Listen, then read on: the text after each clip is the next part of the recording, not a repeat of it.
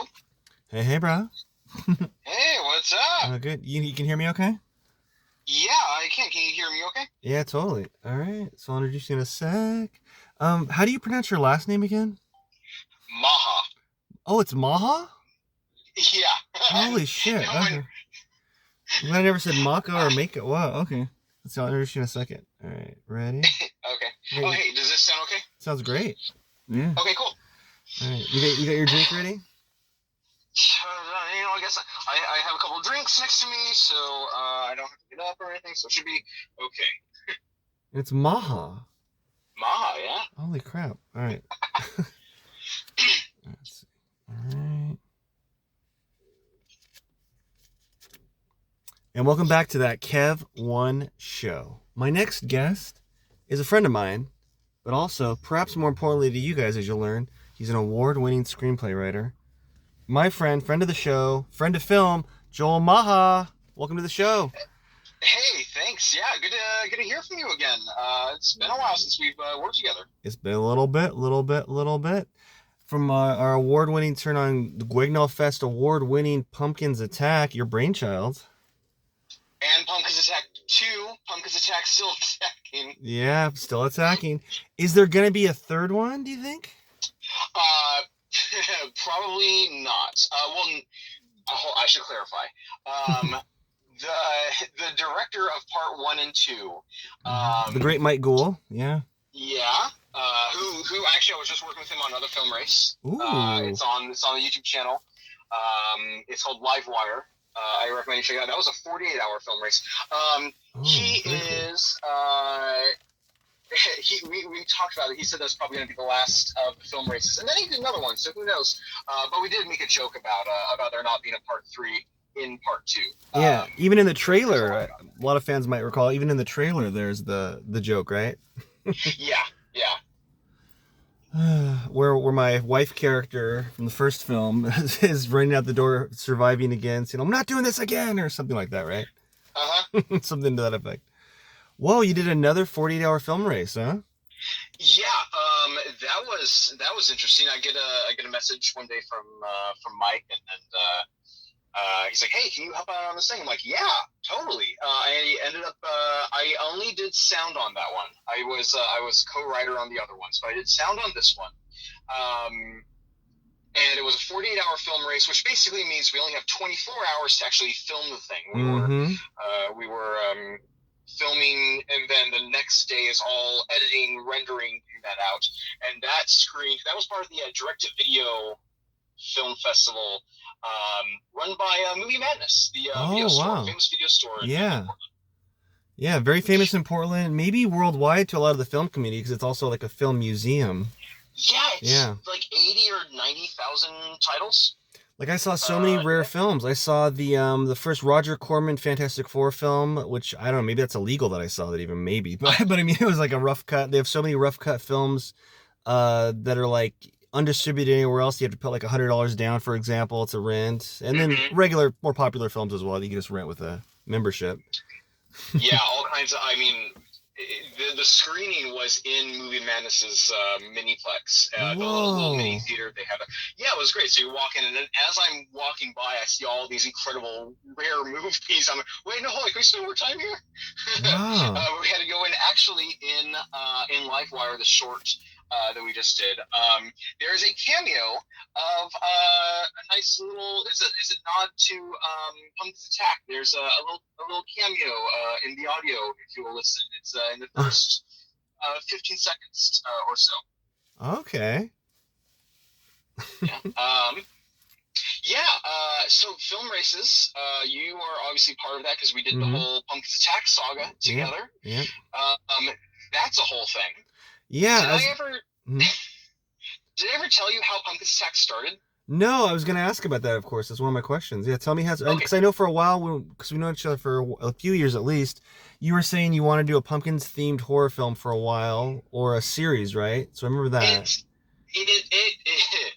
Okay, well, I should clarify. So Pumpkin's Attack, for anyone who hasn't watched the short, definitely go do this on YouTube under the Holy Sheet Productions channel. I'm sure I'll have a link or whatever. Yeah. But there's an alien spaceship crash lands, the fuel leaks out and mutates a bunch of pumpkins that come to life and start attacking people. That's the premise of that. What people wouldn't know is that I've actually been working on a story like this for a solid year before this happened. What I wanted to do a parody trailer of a movie of the week type movie from the 80s. And I want it to be kind of very over the top. And the idea that we were just going to film the scenes for the trailer. And in the trailer version, it was just a couple scenes here and there. And the joke was that we have like 30-year-old actors pretending to be teenagers because it's supposed to be a cheap 80s movie. As is the way, and the pumpkin monsters come to life and start attacking people. And there's a cheesy love story or whatever. So I wrote this like 2-page little short, and I ended up liking the idea so much. I wrote a whole feature about the idea of pumpkin monsters coming to life. In the full version of it, it's there's a comet that has a bunch of space dust that makes a bunch of pumpkins come to life and start attacking people or whatever. Oh, wow. And then when the 72-hour film race came up, the prop we had to use was a pumpkin. And it's like, oh, perfect. I already have this idea. Kismet, let's work on that. And that became Pumpkins Attack. Wow. What are the odds? And then Pumpkins Attack Still Attacking was kind of the same thing. We were given the theme of environmental. It's like, oh, great. We already used like radiation stuff in the last one. And we have all those props lying around and a bunch of the same cast. Let's make a thing. And so we made a sequel. Kind of almost like a layup, yeah. So it's like, oh yeah. Yeah, and I think the production on the second one was a lot smoother, and two, just a whole lot more production value. We had when we had a crew at all, and we had a makeup artist, Trisha Kelly. Great work. Yeah, she was working on a bunch of stuff during that race. Yeah, covered me in blood. Yeah, I want that shot because that went on for like 2 minutes. Yeah. Something happens and you're covered in blood. A knife sticking to the top of my head and blood just pouring out. Except we didn't have any way to stop it, and so just kept going, and you were great because you just kept acting. It's like, oh, this is normal. Yeah. just like 2 minutes of blood coming down because no one figured out how to stop the blood. A lot of yes and yeah. Yeah. I still have blood on those Converse, and so I still wear those on occasion. So it's like, oh, cool. I'm wearing these now movie props. Oh yeah. I like to keep my movie props. I have there was a short film that we had all the footage for, but ended up not being able to edit it or whatever. Well, there's a prop that we used in the background for a couple shots. Try that again. It's just beer, and is now a background prop you'll see in a lot of Holy Sheep production films. Okay, very awesome. It's just a fake label that was put over cans of other things, and it's now shows up in the background. That's awesome. Yeah, you've always been like a prop master. It's one of the things I like love about you is your ingenuity. Like we were doing that project, Volunteer 36, I want to say maybe, and you made that amazing like gun. It was almost like a Tim Burton-esque sci-fi gun or something. Yeah, I like doing prop type stuff. I've never made anything super big, although so Volunteer 36 was we've tried to do it a couple times. It's a sci-fi thing, it takes place in the woods, and he has a sci-fi gun. So that was a modified like Nerf gun or something that I spent time taking it apart and repainting and all that.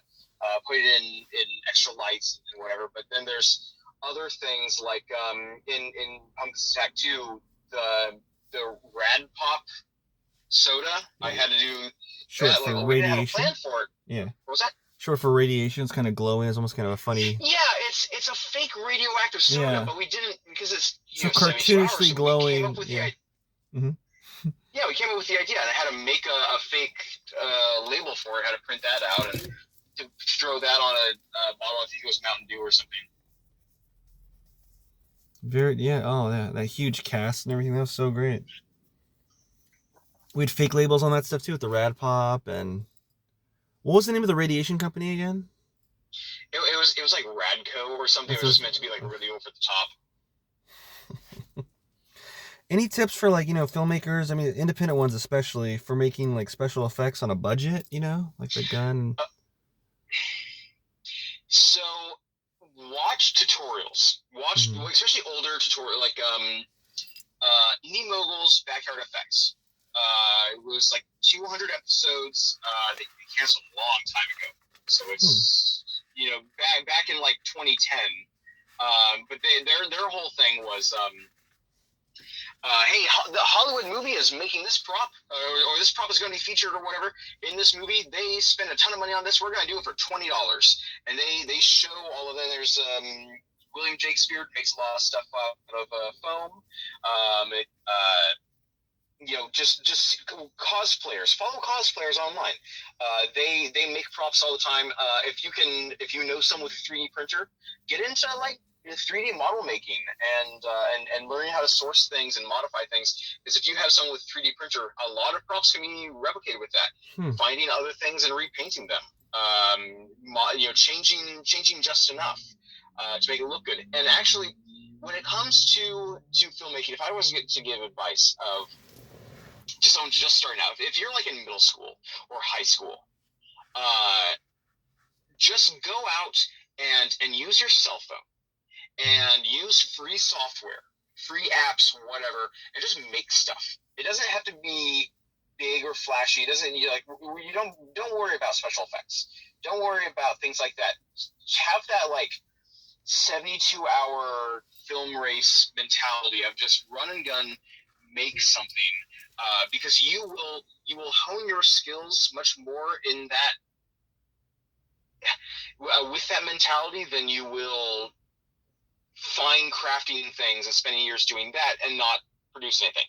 If you're just starting out, once you have built up your audience or whatever, then yeah, you can get better. But if you're just starting out, just have fun. Yeah, that's really great advice. It's like I remember I can't remember what awards show it was at that Quentin Tarantino said, just go out and just make your film, don't wait, and just make it now, whatever it takes.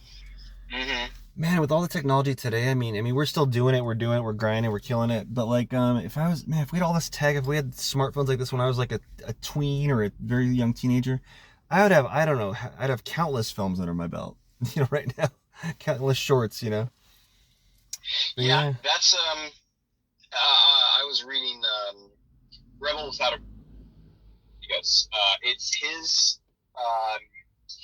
journal entries from when he was making El Mariachi. And in the introduction to it, he talks about when he was a kid, he had a VHS camera. And because of back in those days, the easiest way to edit without getting many thousands of dollars worth of equipment was to take 2 VCRs. And you had all your footage on one tape, and you had a blank tape, and you had to scroll through your footage by manually rewinding on one VCR, then hit record on the other. And because of that, he had to learn how to plan all of his shots ahead of time so that it wouldn't screw up the tape if he went to the wrong thing. So he had to plan all that ahead of time. That built up his skill. And so what I'm saying is, like, we have so many more tools than back then. Just go out and make something. Find film races. If you're in a bigger town, there's going to be a film race somewhere around you. A lot of them can be done even digitally, as in like virtually. You can submit even if you're not out of town. Oh, cool! Like we could submit to the Boston Film Festival, or say if you're here in Portland, you could submit to L.A. still, or New York, or Atlanta. Yeah, awesome. Yeah. Facebook groups. That's go good to advice. Facebook or connect with other people on other social media. That's I say Facebook groups, and I feel old. I know. On the Facebook. Yeah, it's crazy. It's like I've lived in LA and acted there. I've acted here in Portland and all over, but like it's like, man, everywhere. But you don't have to be in Hollywood anymore, or Atlanta or anything like that. It's insane. Hmm. Yeah, when because I live in Portland Mm-hmm. now, and when I moved up into Portland from my small town, I had the goal Mm-hmm. of because I had been self-taught because I'm mostly a writer. I used to do more prose like novel stuff, but I'm doing a lot of screenplays now. And anyway, so when I was in my small town, I was doing a lot of self-taught things, and I was studying the craft through YouTube videos, through other books like Save the Cat and such. So anyway, I move up into Portland to go to film school, and the the most important lesson I learned while I was at film school is that for the price of a class, I can buy a camera and just learn things on my own. Hmm. Baptism by You, fire. Yeah. Just yeah, I take was it. taking a class and it was $1,000 for one class, like minimum. I think it may have been more than that, but it's like, oh well, for what I'm learning in there, because a lot of film school, except for the hands-on stuff, obviously, but a lot of film school is video analysis. Well, just watch movie reviews. Mm-hmm. Oh, this is uh, shot composition. Well, again, YouTube, like so much of it should be learned outside, and just by studying things like that. And so I recommend learning on your own and then getting with people. Hmm. Yeah, it's good advice. It's kind of like they say, those who can't do teach, and you're just teaching yourself. Yeah. you know.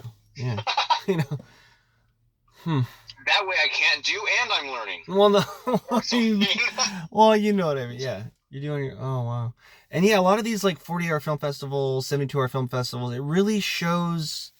I like that it like kind of politely tells people, yeah, you're meant for it. You're not. Because I've been on so many teams, and most of them, thankfully, like Holy Sheep Productions, the one we did the Pumpkins films with, know what they're doing. Everyone's should be there. You know what I mean? And like, because it's so difficult. Like you said, say it's 48, say it's 72. It's really like 12 hours to film because you got to plan, you got to edit, you got to post produce. If you really want a movie of any merit, let alone award winning worthy, you got to have your shit down. It's really proves your mettle as a real filmmaker. And everyone who should be there really, it really shapes And you. yeah, oh yeah, yeah. And when is a 48-hour or 72-hour or whatever, is this Mm-hmm. real time crunchy thing? You don't have as much time to prepare, and you Mm-hmm. don't have much time to think about things as much. So it really levels the playing field Mm-hmm. because you can't, you know, find outside sources to make your thing artificially better. Yes. It's like, oh, I can't rent out a huge camera and gear and get so much to go on to make it artificially better in that way. And when you're in a room and everyone knows, like, oh yeah, we did this over the weekend, everyone understands if it looks weird, if Yeah. it's not. Yeah. Yeah. If the strings are still there in the first cut, in the first preview. Mm-hmm. Yeah. No, totally. Yeah, watching the 48-hour film festival, there was one short. I wish I could remember what it was called. But it was definitely filmed with like three different cameras, and Mm. at least one seemed much older because it looked like it was a VHS. Maybe Oh, I'm uh-huh. like, oh, that's neat. And then there was like cell phone footage mixed together. It was cool to see. It was a really weird story, so it worked in the story that was being told. Well, But knowing that it was done in 2 days really yeah. means, like, it's like I'm not judging the. Yeah, no, yeah. Yeah, I'm not judging on like the technical stuff. I'm judging on the story that was told. I'm judging on what got done. And there's some really ambitious projects that were done. And it's always cool to see something that actually is good quality done in 3 days or 2 days or whatever. Yeah. No, most of, and like for any of you out there, any fans who are listening that don't quite know 100% what we're talking about, like we explained it pretty well, but I want to really put on really make it known that you can't cheat. You really do it in 48 hours, 24 hours, because they give you stuff like a prop that has to be in it, a line of dialogue that has to be in it, a subject matter. Like Joel mentioned, the pumpkin had to be in the one film and environmentalism in the other. So it's not like something someone worked on for like, oh, it's my old project I had and half of it's made. It's like, no, it's all made in that time frame. Yeah. Yeah, and they do make sure you can't cheat, because there are things like it's usually there's a theme, a prop, a line of dialogue, or a character name, or whatever it is, has to be included, and it's given to you the night before. You aren't able to really pre-plan anything.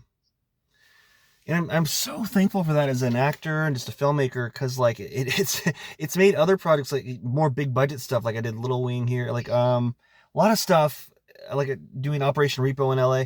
It when you're on just a regular, quote, regular setting, quote, with a bigger budget, whatever, mind you, another production company running it, it makes it so much easier. It's like, instead of being the captain of the ship that's on fire that you're trying to wing it past the finish line, it's like, oh, it makes anything way easier. It feels like, like, oh, okay. Yeah, it's a film race is a bizarre combination of the stress of doing something in such a small amount of time. Actually, there's a video of me online furiously typing the Pumpkins Attack script as I'm just typing away trying to get something funny on this page. But there because it's like, yeah, there's that stress. You have to do everything very fast, but at the same time, it's relaxed in a weird way, because okay, it's just a 3-day thing. Don't worry about making it perfect. That was said a lot on the 48-hour film race that we just did. It's like, oh, we want to get this shot and make it look cool. It's like, and we're just, no, it's 48 hour, 48 hours. We just kept saying 48 hours. Ended up being really good. It was really ambitious. Even if we didn't get absolutely everything we wanted, it was mostly there. We didn't worry about having the most realistic looking props. There's a lot of just random junk being used as sci-fi stuff, right? But it told the right story, because you understand what's supposed to be happening. And in the context of, this was done in an afternoon, basically. Yeah. And everyone knows that. It's like, yeah, and because everyone knows what the limitations were. By clearing that all away, you are just showing the individual skills of the people, or I suppose it's the collective skills of many people working on set. But you can tell the teams, you're getting rid of all the extra stuff, because it's not a big Hollywood movie where you have a huge budget for special effects and then forget about storytelling. It's just storytelling. It's what's the best story you can tell in 48 hours or 72 hours or whatever. I still am not 1,000,000% sure how we did the pumpkins, 1,000,000,000%. I almost don't want to know, because I just love watching it. They're so realistic. These jumping pumpkins, chomping, and oh my god, yeah. Another piece of advice, because a lot of those techniques, when you don't have a budget, research old movies, like older movies. I'm not saying go back all the way to the 20s, but if you, it's like the vocational ancestry. If you're in a creative or artistic field, you should know how things were done before you had the modern technology to do it, because by knowing how things used to be done when they didn't have the modern technology, you can figure things out. If you know you can't get this done as an effect. We had pumpkins rolling around and attacking people, done all practically. Yeah. Because we didn't have time to get 3D models of everything. And so that was a lot of, it was reverse photography, which, back in the day was a big process, I suppose. But today you hit reverse footage. But we had things like that, and we had shadows, and we had puppets, and we had, I don't think any actual strings were used that I recall, but yeah. You would be surprised how often something is just a thing on a string. Because we had a lot of pumpkin wranglers, and I remember that was one of the credits was pumpkin wranglers. So yeah. Yeah, I think we all got pumpkin wrangler credits. Anyone who that stuff. Yeah, I mean, I really lucked out with you and Holy Sheep Productions on the Pumpkin series. I did a 48-hour film festival. I think it was just called the 48-hour film festival, where we were in best of with this film called Focus. And you've just did a new one with, I believe you said Livewire, which was successful. Do you have any horror stories from film sets? It doesn't have to be 48-hour film festival ones, but those probably bring a bunch. It's not one I. If he ever finds me. Yeah. So I've done a little bit of acting. I was actually acting a Holy Sheep thing a couple months ago. This was right around Christmas. Instead of doing a Christmas short, we did this other little goofy comedy thing because we couldn't get a Christmas one done in time. But I've done some acting. My first acting credit, if you go to my tiny IMDb page, I don't even think it has my picture, is a little horror film called Get Gone, where I didn't know who was in the cast. Like, I knew their names, but I did not know who they were. Was this that hillbilly kind of movie you were doing that you told me about when we first met? You were working on that, weren't you? Yeah, they're a team of hoax busters. So they like they prove like, oh no, this isn't a ghost. This is a thing on a string. Is that as a team building exercise? They go to this to the woods, to this little like corporate retreat type thing, where they're attacked by mutant rednecks. That's right. I play the youngest brother called Pug. This was directed by Michael Daniel, who sadly passed away. He had cancer. Actually, his story is actually much better than the movie itself, because he was filming a movie he really wanted to do with cancer. Like he had cancer while filming. Oh, it's great. That's motivation enough. Anyway, so we're filming, and this is people are throwing around names. Oh yeah, this is so and so. This is so and so, and I don't think to look up any of these people on IMDb. So we're just hanging out talking. Did not know who Lynn Shay was at the time.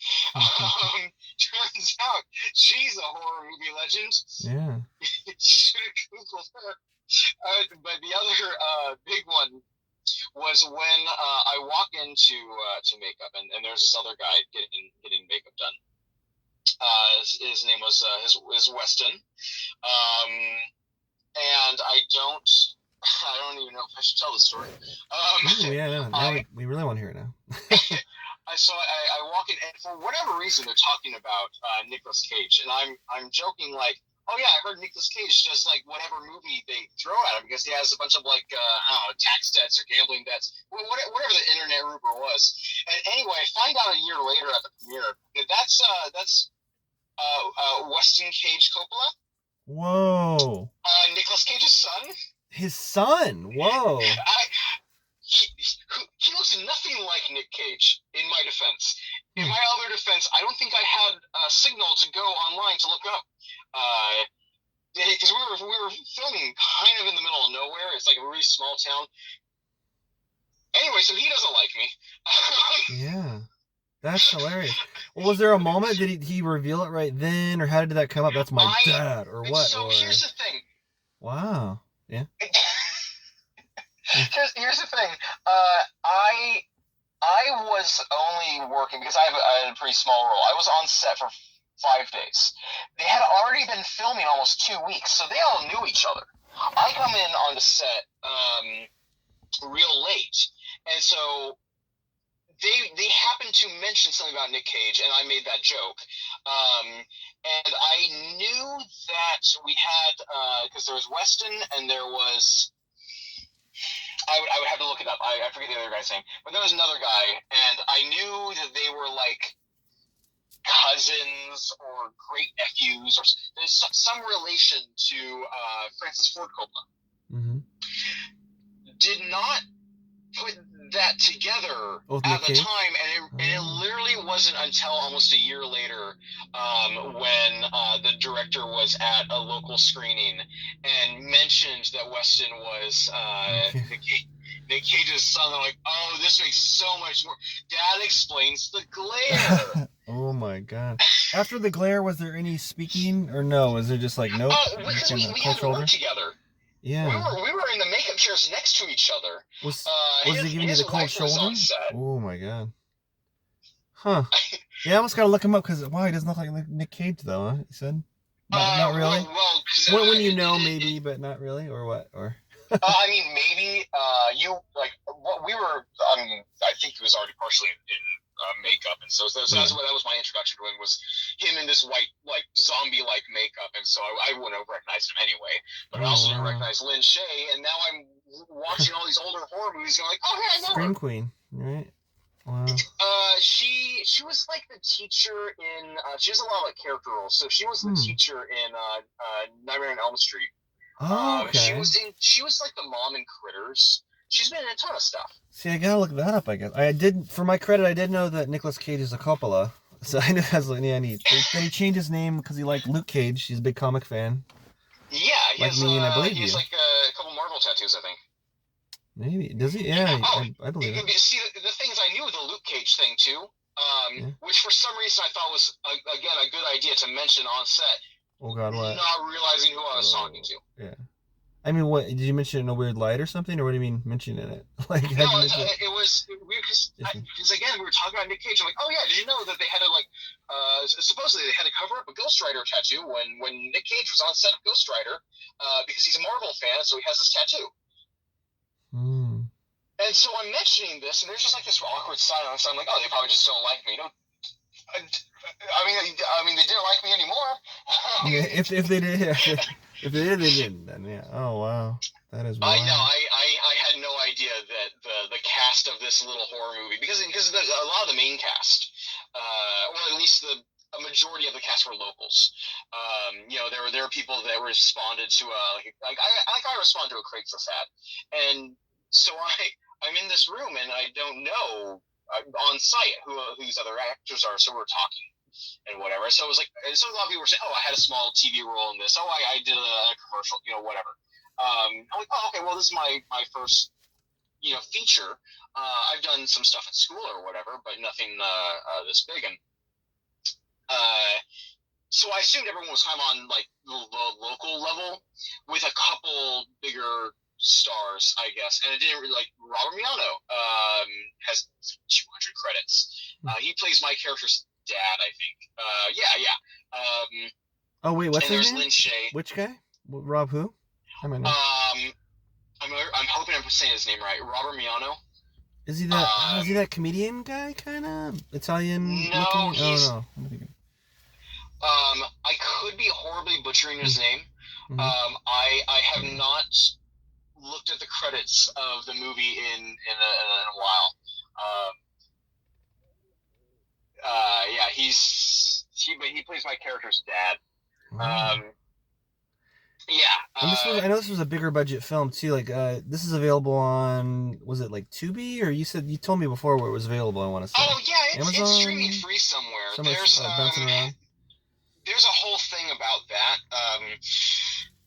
So low budget. Here's another tip for independent filmmakers. Low budget stuff. Make sure you find an entertainment lawyer.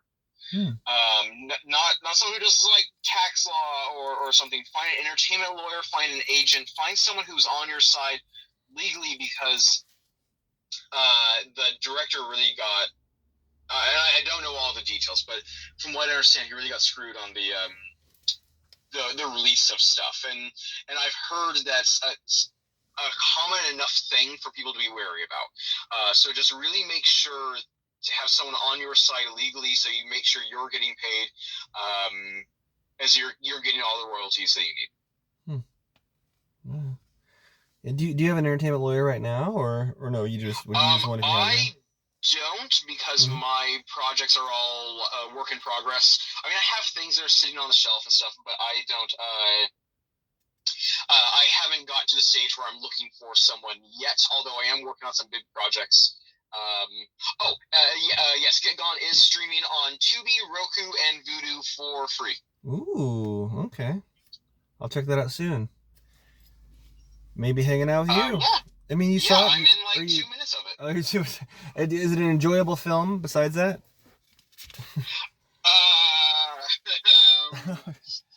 Well, don't get in more trouble with the Coppolas, you know. Oh no, it's not that. It's that it. Let me officially say, me and the entire that Kev1n Show is a huge Nick Cage fan. We loved Face Off. It's our favorite action film, and I love that. Did you see the latest film he did with one? Maybe he does so many films. Maybe it's not his latest, but the one where he plays himself with Pedro Pascal. Oh, I didn't get to see that. Yeah. I think you're good. I don't think he'd come after you because if you had lawyers who come after you, he would be able to pay off his tax debts. Oh, you said it, not me. I'm really hoping he doesn't have like a sick family member and he's just trying to like raise money for that. Like I would feel so bad if it was actually if that, or if he's just I just love acting. He's like, I now own Pumpkin's Attack. You're like, I didn't own it before that, but okay. No, it's so the director wanted to not have a lot of blood and gore, and which means that it's a slasher movie that doesn't have a lot of blood and gore. Oh, you're talking about Pumpkin's Attack or Get Gone? Oh no, sorry, Get Gone. Get Gone. Get Gone. Okay. Pumpkin's Attack has plenty of gore. That's fine. Yeah. I still might have the blood on me. Just 2 minutes of your head. Yeah. And of blood coming out of your head. No, so Get Gone had that. It had some production problems near the end. They didn't quite film everything they wanted. I wish I had better stories, but I was only there for a couple days. I mean, I probably could tell stories, but I don't want to get people in trouble. Also, it was long enough ago that I don't want to bring that up. But it's an okay. It won a bunch of awards at various local smaller film festivals. We kept getting all these things, but by the time the movie got out and people started watching it through streaming or whatever, the score on IMDb rapidly dropped. I think it has a 3 or a 4 now. Has a 40, I think it's 41% on Rotten Tomatoes. We're not a big enough studio to try to get Rotten Tomatoes to change that. So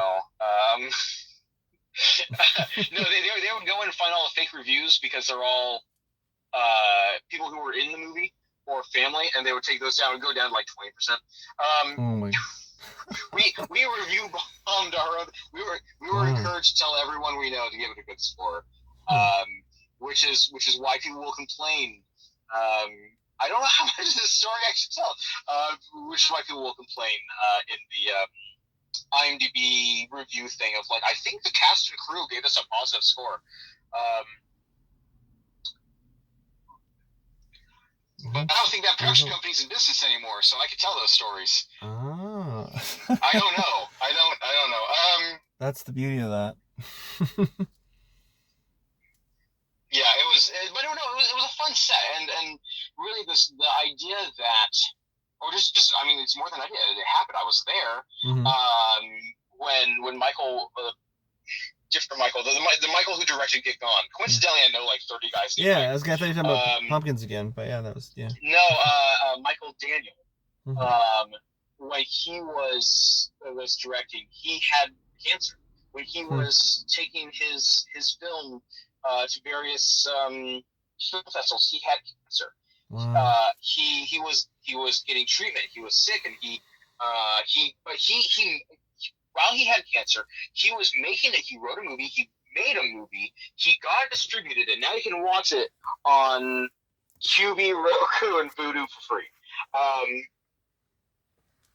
For that alone, I recommend watching it. Just knowing that kind of background, because that's, even if the movie it's a slasher movie made for the internet. Yeah. Even if you think about that, and even if you think about you had people like me working on it, right? I didn't know who any of these people were. That's how this, I'll kind of blame myself for that, and I don't want to make anyone else sound bad on set. They were doing their jobs. They were doing good stuff.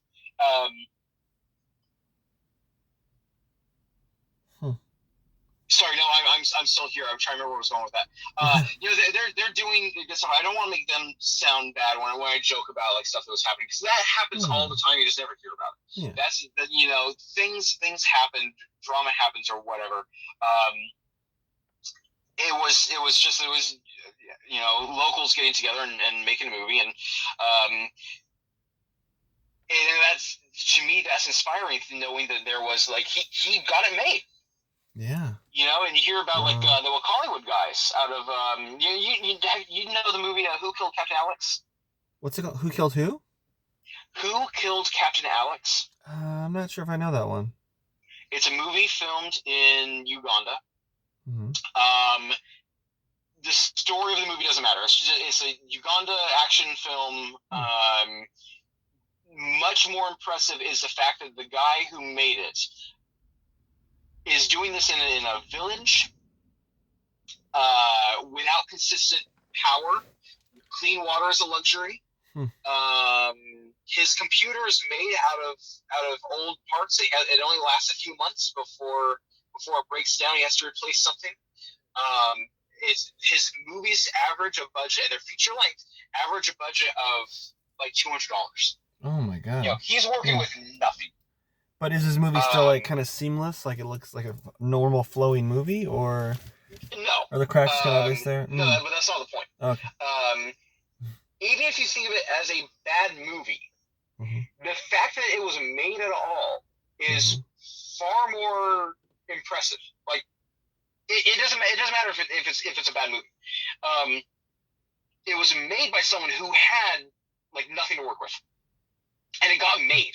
And there's a lot of people being held back by the like, oh, I need special equipment. I need this, this, and this. No, there's a guy in a village during like wars and stuff. I don't know, but in Uganda was going through a bunch of stuff at the time, with so limited resources that we can't even imagine the conditions trying to get something made. And he got it made. And so then you have, people, it's like, oh, what am I supposed to do? Use my iPhone? Yeah, that's $1,000 camera. Yeah. There are feature movies made on iPhones, and they're free editing software and a stable internet connection. And it's insane. You it's have totally all these insane. resources. Just go out and make something. Like Doc Brown said, a portable television studio and a little hand camera back from 1985, and now we have this.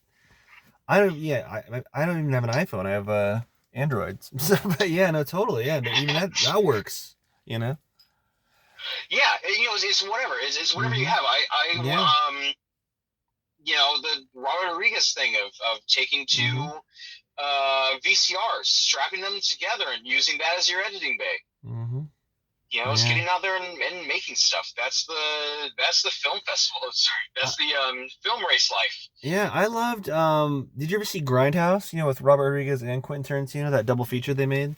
It's kind of the same spirit of that. Obviously, with so much more money poured in, obviously, but yeah. They had a bunch of little fake trailers in the middle. So, you should watch both of them. You should watch the whole deluxe original edition. People that might not know, Grindhouse, it was this huge 2-film movie deal that Quentin Tarantino and Robert Rodriguez worked on. It was in theaters. And there was Planet Terror, which was made by Robert Rodriguez, and which was a zombie B movie. And then the Quentin Tarantino made Death Proof, this Kurt Russell car killer movie. And in the middle were all these fake trailers. There was like one called Thanksgiving about a killer turkey. There was Machete with Danny Trejo. It was just a fake trailer, but it got so much praise and people loved it so much that they made those 2 movies after it, based off the fake trailer. And if you watch, that's a common thing. I mean, not necessarily with trailers, but with short films. Saw was originally a short film. Really? I didn't know that. Yeah, it was. So Saw is actually a good example of working within your budgeting limitations. Saw started out as a student film. It was like a scene of the movie. They used that as a proof of concept to raise enough money to film a movie, but the budget only allowed for a horror movie that takes place basically in one room. It's been a while since I've looked into this, but yeah, they raised money. They got enough money to do a one-room horror movie, and and they got it done. And 28 Saw movies later, or whatever. Yeah. It's become a big thing. It's a huge franchise. Jason Blum. If I remember right, he was Blumhouse, the. yeah. This is one we're gonna get the details wrong. But Jason Blum, if I remember right, was the. I don't know if he was the director. I'm pretty sure he was the producer on Paranormal Activity. There's I feel like he might have. He's such a huge horror. Like he almost has it monopolized. I mean, not quite, but he's in so many things. I'm surprised when I watch a movie sometimes or a TV series. I'm like, oh, cool, I'm watching it. That's the critically acclaimed horror film. I'll finally watch it, and it's a Blumhouse production, or he's in the executive producer chair for sure. Quite often. Yeah, that's quite often. Yeah, and I'm gonna get the details wrong, and someone's gonna scream at your podcast for me not knowing every detail. But I mean, basically, it's hey, we're gonna make a movie. We're gonna make it for it was like $5,000, $10,000, something like that. It was relatively low budget, and they filmed this whole movie in like a week. And the campaign to get it in theaters was super successful because they filmed they made the movie. Mm-hmm. And then they made an ad campaign of a movie so scary you have to beg your theater to show it. And it worked because I don't know if you remember back in the day, the ads for it was not the movie; it was the camera pointing people in the theater, pointing at people in the theater and their reactions to the movie, and then they say, "Oh, this movie's so scary, you have to beg your theater to get it," because it was a low budget thing. Well, that's turned into another 35 movies or whatever. That was not quite so big, but a big franchise. Started Jason Blum's career, eventually making Blumhouse, and Blumhouse specialized. I wanted Jason Blum to write a book of exactly how he did this, because I'm piecing this together from interviews or whatever. And but from what I understand, so Jason Blum and Blumhouse, the mentality behind that is not to make a $100 million movie. It's to make $10 million movies, and to do relatively lower budget things, and hope they either turn to a franchise or are successful on their own.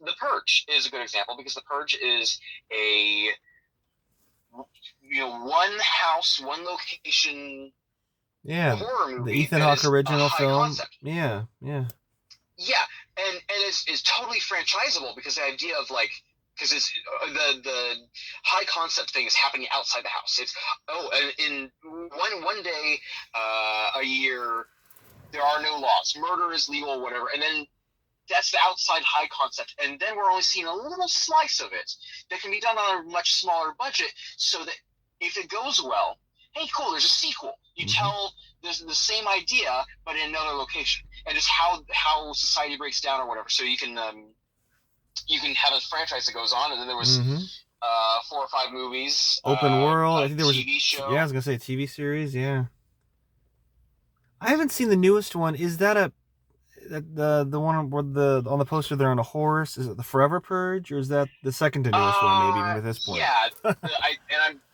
haven't seen that one, but it was I saw the trailer, and the premise of that is something like, what if they just didn't go back to normal when the bell rings or whatever, when the timer runs up, runs out, and after 24 hours, they decided to keep purging.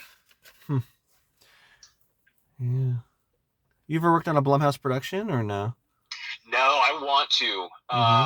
The Pumpkins Attack. I was not Pumpkins Attack. The My Pumpkin Monster movie, which has a ridiculously long title, because I like the joke of it being just really long. It's oh man, can I even remember it?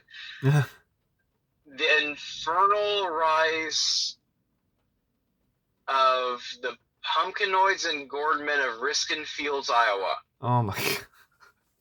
Now, what would the shortened version, I mean, even if that's the official title, kind of like, Borat with the long title he has, what would the abridged version be, you think, the nickname of the movie? If people were just, on the posters, or if people were going to hashtag I it. usually refer to it as Pumpkinoids, which, by the way, is where the term comes from. I'll make that clear. That's where the term comes from when we make that joke in Pumpkins Attack Still Attacking, So very when he in looks joke. at the camera and says Pumpkinoids TM. Oh, okay, yeah, that was great. It's my word. Yeah. And it's even used differently in the Pumpkins Attack short film. It's the mutated people are called Pumpkinoids in my thing, which if my website, which is some like cheap thing I made for a class one time, you can actually read a draft of the feature. But hey, Blumhouse, call me. Yeah. I have movies. Yeah. I have all kinds of ideas. But that's something that I think could be done on a modest budget because it's meant to be a campy thing. I picture puppets as the pumpkins and maybe stuff. some of our fans will get that. I'll add it at Blumhouse as a hashtag when we post these, so maybe that'll reach them somehow. I worked on a Blumhouse production. I keep forgetting I worked on a Blumhouse production without knowing it. When I did this episode of Cold Case Files where I played real life murderer Bobby Dean Taylor, I'm still afraid that he's gonna email me or text me because he's serving life for the murder he did. But I got the check in the mail, for it, and it was a one-day shoot, at this makeshift trailer park, and it said Blumhouse Productions. I didn't know they produced Cold Case Files, so I mean his web is even wider than I knew.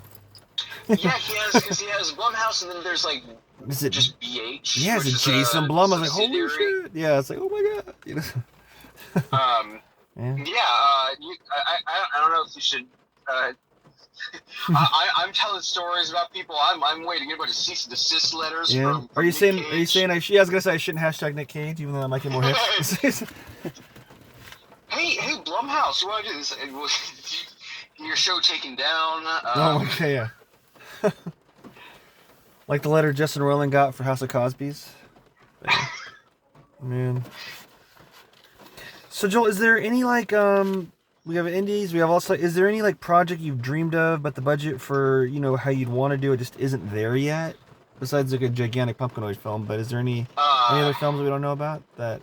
I'm working on what I hope will be an animated feature now. Ooh. I'm working on I would normally talk about my own projects, but I am working on this with another writer, so I have to leave the details kind of vague. Copy that. An animated children's movie. Okay, yeah. Like a children's adventure story. That's something I would love to do. Mm-hmm. I'd love to direct if someone wants to throw me a budget. I mean, there's even little stories that I want to do that I have screenplays for. Yeah. Some of them are 5 pages, some of them are 30 pages, and I have a couple features. I should ask. It's like, I would love to do all of them. What? Oh, I was gonna say, did you direct much? Because you directed me in the first thing that we ever completed together was that ASMR experimental film that you directed. The Greater Good. As ASMR, but it became ASMR. Oh, see, I was gonna ask it because I remember we filmed it and it was it had no dialogue and I improv some stuff in the heat of the moment. I was glad you weren't mad that I was improv that got in it. So there's dialogue from my main character in it. But and that's how I met the Holy Sheet crew. I didn't know Mike Gould was Mike Gould at the time. I thought he was just an extra, nice guy. In the corner is one of the creepy guys who part of the organization, but. Yeah, and then when you posted it, when I saw it, the film, part of the title and the descriptor was The Greater Good, an experimental ASMR film, I want to say. And I was like, whoa, and then it very much is when you watch it. So yeah, so that is, it's 2 minutes long. That's where I have the prop. I still have the Pizza Pal Pizzeria coupon. Oh my God. On my wall. Because I designed that, so I want to keep it. But that's guy wakes up, government agents are taking his blood, and they tell him that it's for the greater good, and that the conglomerate will give him a Pizza Pal Pizzeria coupon, good for one free pizza. Courtesy, of course, of the conglomerate. Kind of a very short, very funny, very mini Black Mirror episode, so to speak, in a way. Yeah, that's the vibe. It's so bare bones that it's it's an idea. I would love to actually turn it into it's one of those things I would love to refilm. Now that I theoretically know what I'm doing a little bit more. But yeah, that I decided I should market as ASMR because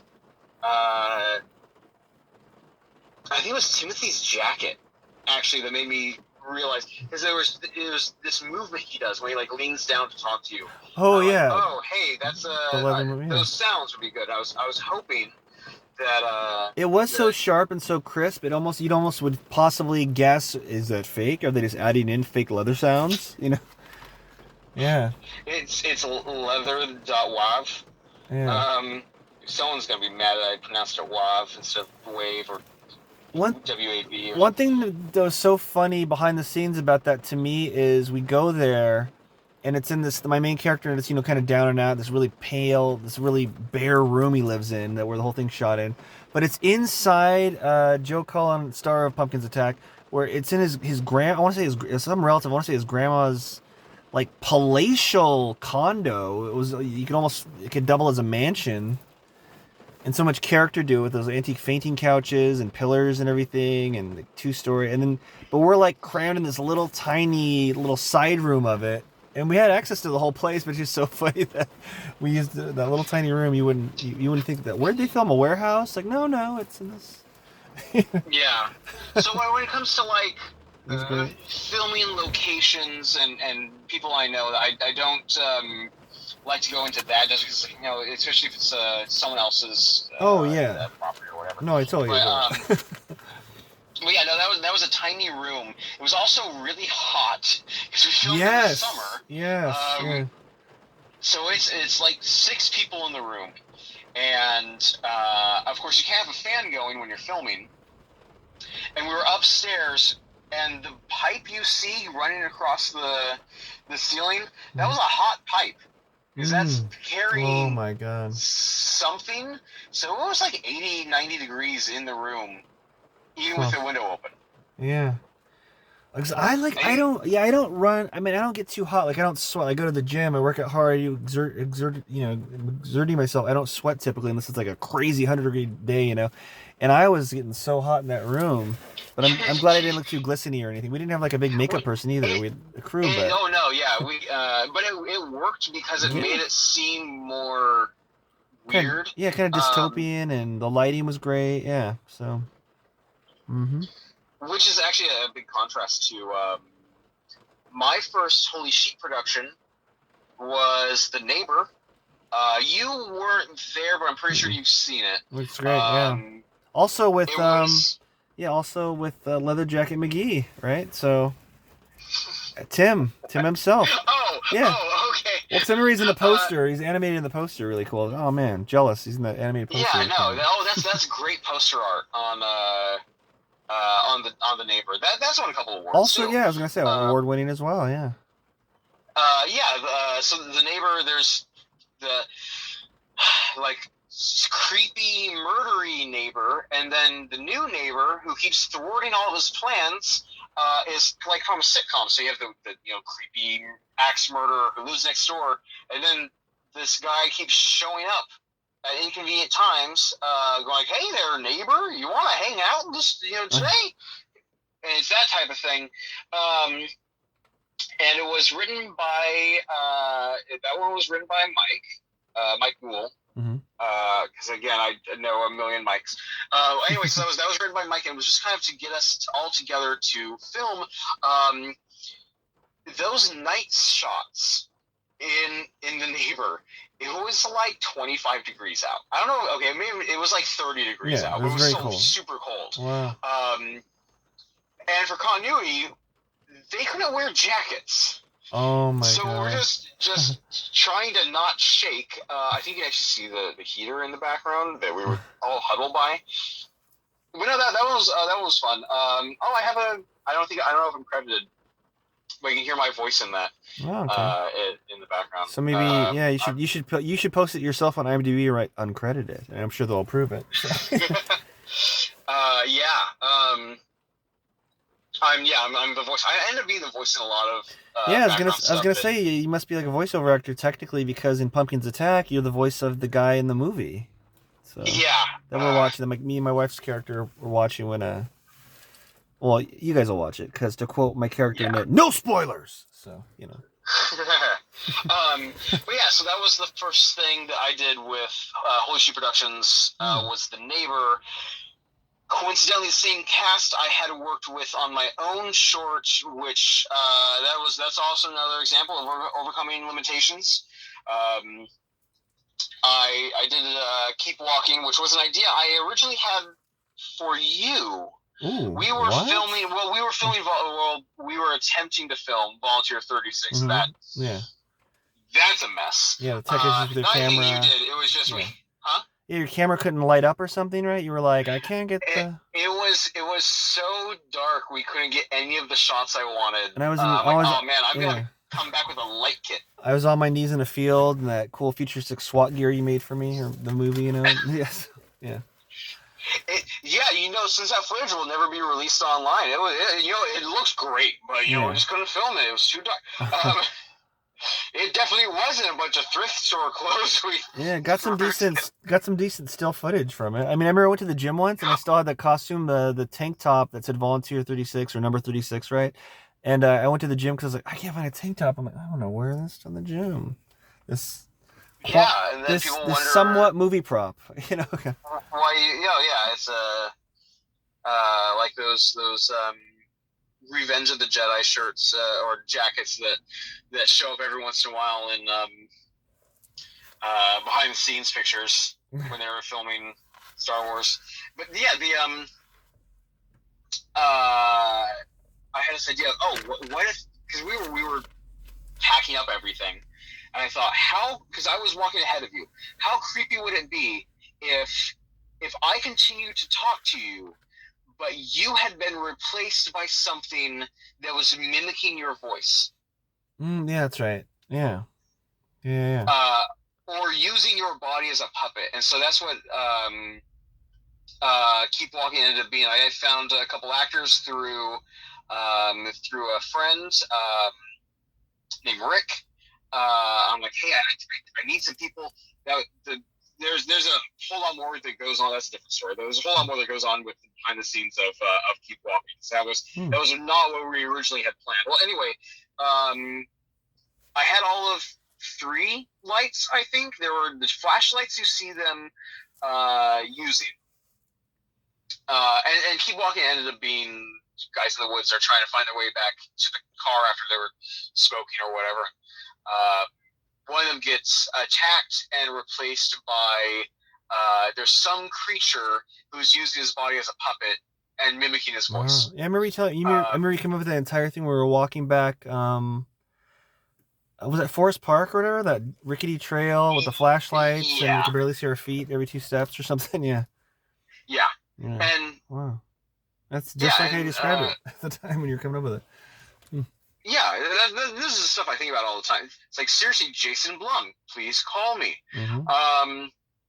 I'll find out later his name is actually pronounced Bloom, and it'll be the Weston Cage thing all over again.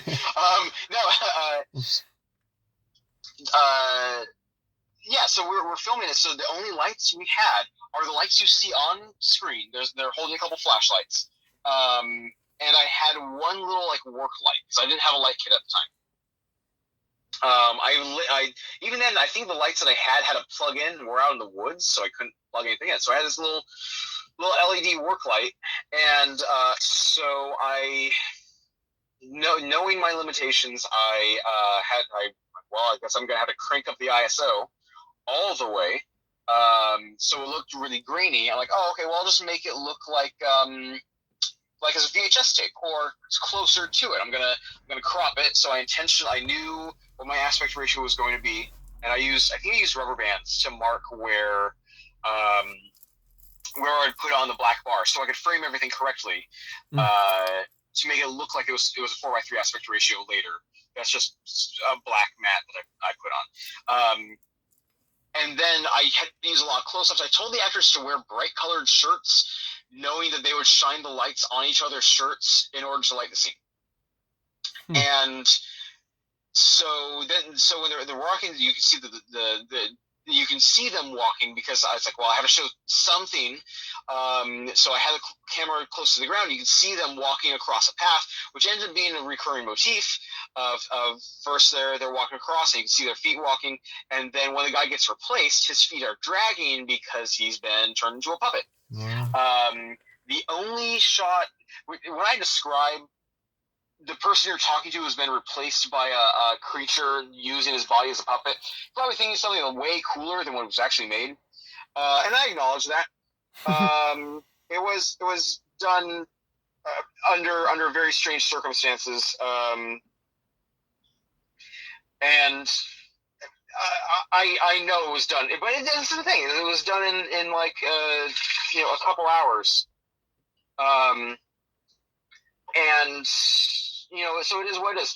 But and it still ended up having at least one shot I like. I wish I had the equipment to do it correctly, but it's a close up of one character he has to tie his shoes.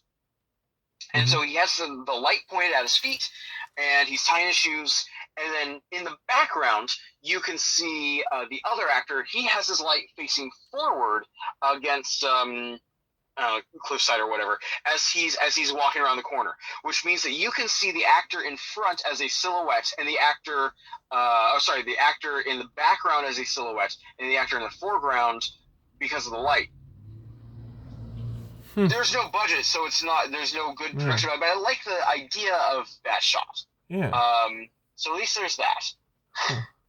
That's very cool. I mean, how much different would you even do it with a bigger budget, really? If you think about it. I wouldn't crank up the ISO. It would look all grainy, for one. I would probably keep the aspect ratio. I like playing with aspect ratios on things like that. There's something about The Whale did this. I saw it when I saw that on theater. I'm like, oh, that's neat. It's a 4:3 movie. Because a narrow aspect ratio like that, 4:3 aspect ratio, if you're not in the film world, think old school, like boxy TVs. There's almost a square, a little wider than a square. And I would probably keep it like that because it's claustrophobic. And if you're in the woods, it's not supposed to be claustrophobic. You're supposed to have all this space, but I like the idea of chopping that off to force everyone a little closer together to hide the outside world. So I'd probably keep that the same. But if I had a better camera, then I would be able to make it not look so grainy. I'd be able to control the colors, and I would just have more control over what was happening.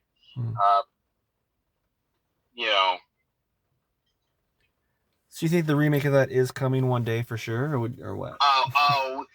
Or a inspired different kind of film, almost like an Evil Dead 2 kind of deal, maybe, or no?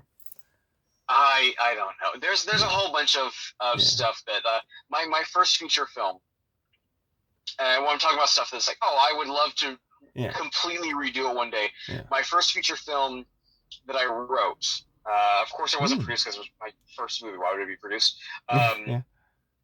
Was about kid moves into haunted house with his family, and there's the ghost of a young woman there. As he grows up, she starts as like his protector and friend, and then she eventually falls in love with him. And when he tries to have his own life by moving out when he's grown up, she becomes possessive. Haha, ghost pun. You didn't laugh, so it's probably not funny. But no, she becomes like delayed laugh. It's like a slow clap. It's like a slow clap. But she becomes a threat when he starts to have kind of his own life, and it's like there's the concept because there's a whole lot else going on. The biggest problem with that movie is that he can leave the house, and you can't have if the ghost has to stay and he can leave, he can just leave. I can't. You can't do that type of haunting. So I like the ideas in it, like certain things in it. But that's one that if I would redo that, I would just start over. I'd probably just start from the stuff that I have online, which is I have 3 short films I've directed online on 2 different channels. The ones on my personal channel are. I don't know if embarrassing is the right word. They're just not good. Well, there's a cool. Huh? Are there any sites you want to promote for the stuff that you do want to share with the world, or? I mean, the Holy Sheet stuff. That's where all of Mm-hmm. my stuff Okay. is right now. That's just all of the Holy Sheet stuff that's out there. The Pumpkins Attack shorts. There's Livewire is a new one. I did the sound on that. I helped produce some of the other ones. And I wrote for some of that the won other an award ones. too, right? Didn't that win an award like very Yeah, recently? Very recently, right? Livewire. Yeah, because that was last weekend. Mm-hmm. I think not this previous, but the week before. Won I think best story. Mm-hmm. But it's the stuff there just because it's with the exception of a Christmas short I did called Ald. I haven't directed any of the other ones on that channel, but I have helped with a lot of them, either as a writer, producer, sound, whatever. And so I've done those things, but doing the daily grind, working my day gig, and just trying to get together with people on things. Where have you been? Are you an actor? Let's see. We did Little Wing recently, putting together not just the show, but this horror film called The Monster in Laurelhurst Manor. And then looking for more stuff here and there. So, so you're just too good for me now. The what? The what? No, it's finding people is I'm still gonna blame myself on this one. It's not hard to find people who want to help you. You can throw a rock at a bush and you'll find 10 film majors. It's one of the reasons I'm glad I'm not in LA right now, because man, going there, it's like it didn't like fuck with you per se, but it's like there's so much stuff you just don't want to do, like landmines. Like I would never be a waiter there because it's like every single waiter was an actor. Like you went to a grocery store and like everyone there is an actor or wannabe actor. You'd see the most beautiful girl in the world who was Miss whatever from where she's from is the cashier at like the Dollar Tree there and now in LA or something like that. It was kind of stifling because it was just so much competition, like just in the air, and in Portland. That's the yeah, that's but at the same time, that's people do get cast that way. That's how supposedly that's how the guy who played the alien in Alien, who played the xenomorph, the guy in the suit. Supposedly that's how he started. He was the waiter or something at a place that the producers are going to was like, hey, you're tall. And he ended up getting a career from that. I don't think he acted, but he did. He was like a producer or something back home. Yeah, man, I'm glad I lived there. It taught me a lot and everything. But yeah, that's one of the reasons that was the catalyst for me moving there. Is I was reading the Oregonian, and it said someone like some actress or someone like I think maybe a soap actress or something was like goes to the blah blah every day, and I'm thinking like, well, that's a real something like clicked like a light bulb. That's a real place. Like if I just went there and I was there. Not just trying to act, but I might bump into someone, or you know what I mean. Like you literally could be discovered. Odds are. And now with the internet and everything, I mean, well, the internet was there too, but it's way more everything now, where you can get discovered from anywhere. It's just crazy how like you watch some reality show and there's quote celebrities on it. It's like TikToker, and you're like, wait, what? You're famous for what? So. That's why I love talking to and being more friends with like more film creatives like you and like a lot of the Holy Sheet people, obviously. That it's a really we're creating. You can create anywhere. I still love going to LA here and there. Like there was that Jay Leno show not too long ago, and I wish there was more productions in Portland right now. There used to be like when I first came back to town, there was like 2 at a time always. It seemed like, and now like there was because there was Librarians and Grimm. Portlandia, and then that morphed into essentially morphed into documentary now because it's the same crew. So you're an actor and I'm a writer, and for some reason we're not making movies together. Boom. All right. I guess you heard it first. We're doing it. We're doing it now. Okay. So this is turned into a essentially legally binding contract. Okay, so this turned into a production meeting. So what do you have for me?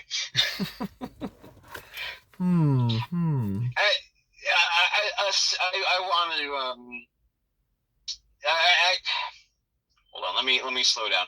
What you're doing right now is actually super inspiring because I've been wanting to. I've told people for years, oh, I want to do a podcast. Oh, I want to do a web series or whatever. And then I get a message from you saying, hey, you're already doing it. And you already have people. You have people booked, and that's great. And it's like, oh man, I could do that. Thanks, man. I haven't. But I need to. Well, if and when you do, I'll be a guest on yours whenever you do it, bro. Yeah. This is my podcast now. Oh shit! And I've welcome to the Joel experience. But yeah, no. But doing stuff like this is a great example. You are making your own opportunities. You are finding a way to get out there and to start your own thing, right? Mm-hmm. You are creating your own opportunities, and that's you have this new generation of people in social media on TikTok, and they're doing things, and what they're doing are basically short films in a tiny format, but they are able to do things, and you understand what's happening. They're telling jokes, they're telling stories, but they don't need huge expensive props. They're doing cheap green screens, but you understand what's happening. They're playing what'll be one person playing 7 characters for a gag. Yeah. And that's great because you were getting out there and you're doing this, and yeah, it's not the formal film school or whatever, but it is much more tactile learning. You are understanding how to produce something, even if it's not in like a studio setting. Seeing what works, yeah, moving forward, yeah. Keeping those gears turning. The shark that doesn't swim drowns, right? We gotta keep creating. People like us. I have never heard that expression. Oh yeah. It's actually like a Russian proverb I got from some action series, but I was like, yeah. I was watching a Steven Seagal movie.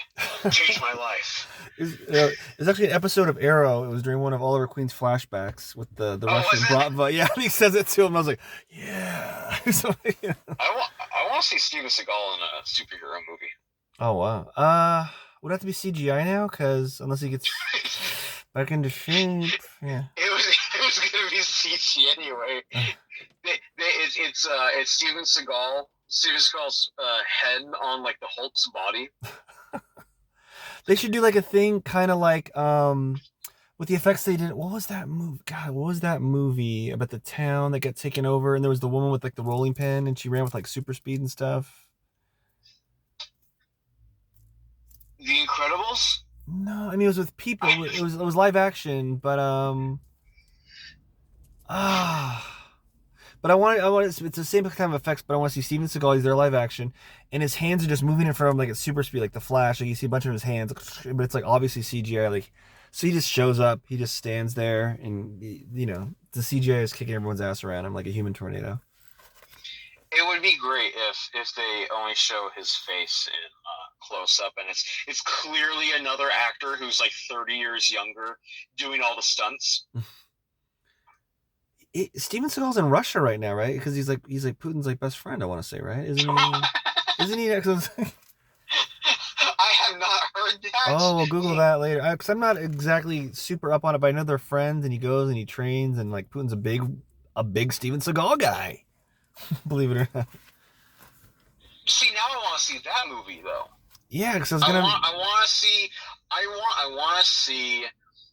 World peace happens when Steven Seagal convinces Vladimir Putin to be in an action movie.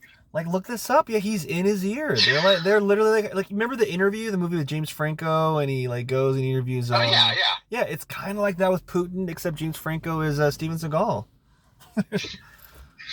James Franco plays Steven Seagal in the adaptation.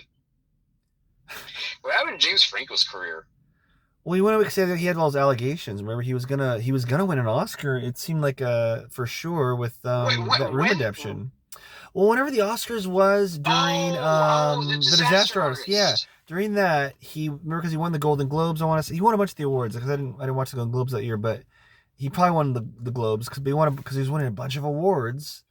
that seemingly would mean he was going to win the Oscar. Usually that was the case. And but then kind of in between the Oscars and those other award shows, like all these allegations kept coming up, and it was kind of like the advent of the Me Too movement. It was something like because he had that act. I'll say alleged because I don't know, but he had that acting school, and apparently he was like flirting a little too much with some of the younger girls and stuff.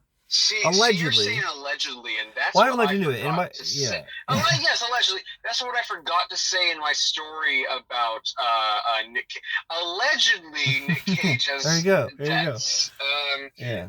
Allegedly, Weston Cage does not like me. He probably doesn't even remember me. It's been like 5 years. He probably does not care at all about some guy he met for a week one time. But now I know the name. I'm sure he's great. I'll probably look up and love his work. Hashtag Weston Cage. I'll look that up. But how about hashtag Olive Branch between you and Weston right now? So, and when the show gets really big, you're gonna have to invite Weston Cage. And it'll be like a reunion thing, and Weston Cage is there, and I'm there. No, but I'll bring you out secretly. I'll be like, well, we have a special guest or something. And he like whispers in your ear, I have no idea who that is. Yeah, I'm going to say award winner from the latest 48-hour film project or whatever you might be, unsuccessful at that point. And then he'll be like, who the fuck? I don't know. I'll either introduce you as the guy who does the film race or someone successful. Like the guy. Well, no, whatever you're doing, I mean, I'm sure it'll be a success. So, whatever that is at the time,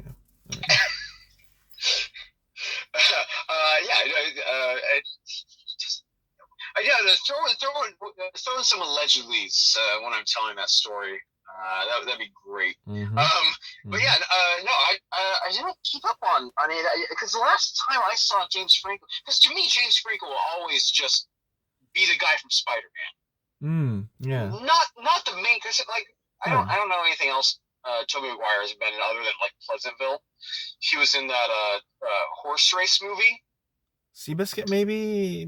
Yeah, and I don't know. They make a joke about it in one of the comics. And then he was in what's that one movie where guy from Titanic. Why can't I think of his name? Billy Zane or DiCaprio? No, DiCaprio. Oh yeah. Oh, the main guy. Yeah, okay.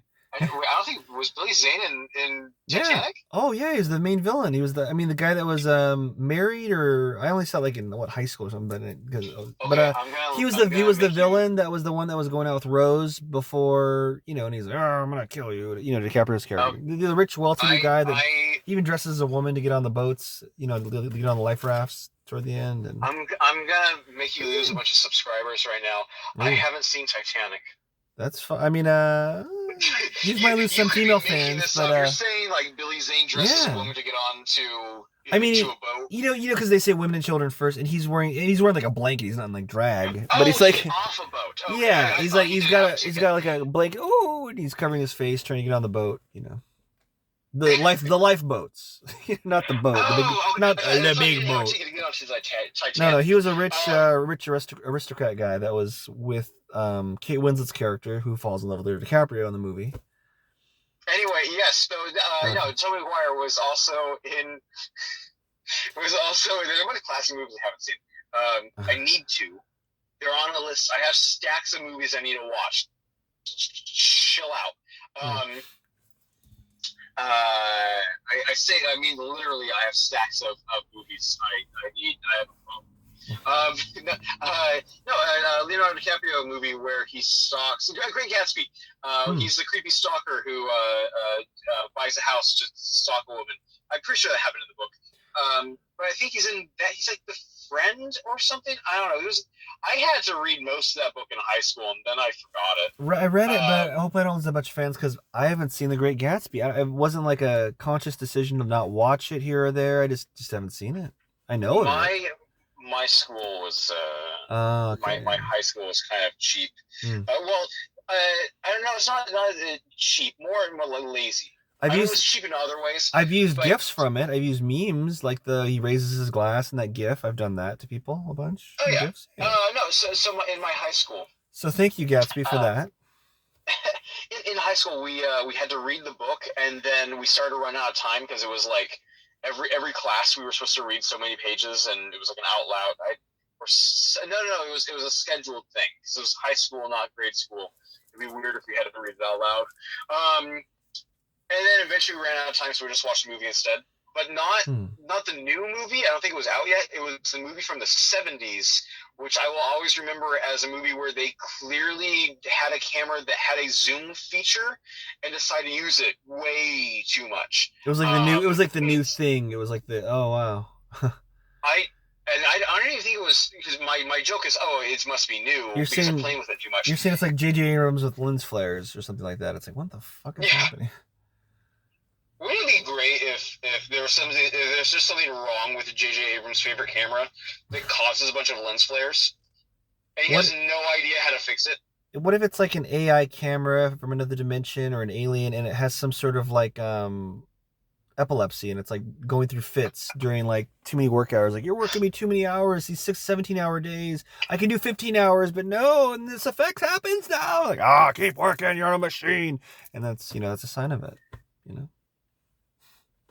And when AI fully takes over, we'll know that's the case. So what you're saying is, Jason Blum, please call us. Yeah, I'm saying the screenplay has begun. That you yes. talked I'll get right on that. Yeah. Well, I'm getting a text that our musical guest has a heart out in a while, so I'm gonna have to wrap this up pretty soon. But I want to cut back. I want to end this great talk with my friend Joel on a high note. I don't know how I had this question because it was so funny that this happened with us. I don't know exactly how you felt about it, or how whoa, or if it was a huge like bullet point, or what do they call that in time travel? A whatever event, in your life, like a save point in a video game. But during Pumpkin's Attack, when me and Joe co-star in Pumpkin's Attack 1 and 2, no spoilers on who we are in part 2, but we went to the premiere at the Clinton Street Theater. I was not aware there was also the awards show for that film festival, so I didn't dress up. I did have a Pumpkins themed Halloween Hawaiian shirt just because it was October, but and I went to it and everything, and like, you weren't there. Like, coincidentally, me and Joe, my co-star, were the only ones that could go to it. You weren't there. Mike Gould the director wasn't there. But they were announcing awards, and we were texting you guys like, oh, it won best editing, it won best screen, it won best picture. So take us to how you were feeling like when you were getting those messages whenever you did. Like, I don't know if you were working. I can't remember if you were working or what the reason was you couldn't go. But it was COVID stuff was going on, and so I just went. Yeah, it was that whole mess. Okay, yeah. I wasn't able to go. It was that and like a work thing or something. My schedule was weird, but I remember getting the message, and I remember because you recorded part of it, so I got to see part of the audience reaction, and so that was super.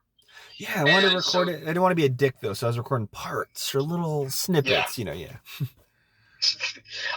But no, that was super cool because the fact that we won anything at all, I actually keep the award because Joe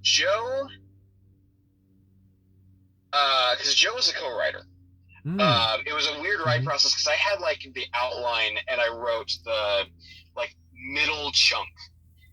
Joe wrote the opening scenes and the finale. Because it was like in the outline, it was just like, and then they fight the pumpkins and win. I don't know, something done like that. But so he wrote the last chunk and the opening chunk. Said chunk too many times. But the beginning and the end, I wrote the middle. And he was super cool about it because he actually wanted me to have the screenwriting award, which I keep here. I keep in my home. It's my first screenwriting award, hopefully the first of many. That makes me an award-winning screenwriter. A very small scale. Do you ever say that in your head when you're having a bad day or anything, or when you're like looking for inspiration? Like, I'm an award-winning screenplay writer, or no? I put that on my resume. On your new cards, American Yeah, no, Psycho style with the cards. yeah, I'm an award-winning filmmaker. I like saying award-winning producer because if you get Best Picture, and you're the producer, I mean, yeah, it goes to the director. But I can say like, oh, I'm the producer of the Best Picture at a film festival or whatever. It sounds good. But yeah, Joe, you have to talk to him about this. But he was super cool because he wanted me to have it because he thought that I kind of deserved that because I did the outline and the thing. He describes this kind of like he punched it up. And yeah, because he did think of like funny lines and stuff for it. Yeah, he's really and of funny. course his performance was hilarious. Yeah, it was kind of I almost want to say Jim Carrey-esque. I mean, it's his own flavor, his own thing, but yeah, that kind of manic energy. Yeah, yeah, definitely. In the first one, for sure, yeah. We're more laid back in the second one. I won't spoil why to the people, but yeah. Oh, he is also one of the co-stars of Livewire. Okay. Which he also wrote.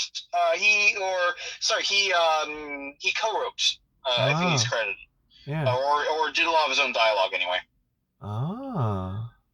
I forget exactly how the crediting works, but pretty sure he did the writing on that one, or co-writing anyway.